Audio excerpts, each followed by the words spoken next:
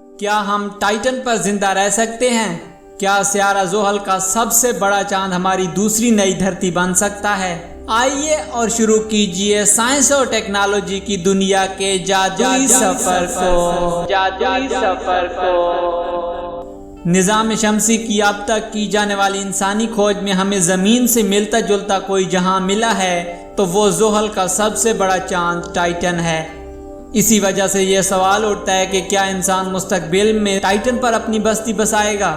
دوسری جگہوں کی نسبت جہاں رہنے کے لیے کافی فوائد ہیں، تاہم سب سے بڑا فائدہ تو ٹائٹن کے بیش بہا قدرتی وسائل ہیں۔ کسینی سے حاصل کردہ اعداد و شمار سے معلوم ہوا ہے کہ ٹائٹن کے مائع ہائیڈرو کاربن کے وسائل زمین پر موجود تمام معلوم تیل و گیس کے ذخائر سے زیادہ ہیں۔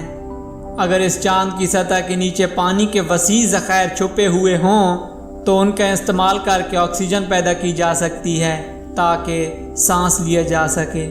ٹائٹن کے پانی اور میتھین کو ملا کر راکٹ کا ایندھن بھی بنانا ممکن ہے۔ اس طرح سے توانائی کا یہ مسئلہ حل ہو سکتا ہے۔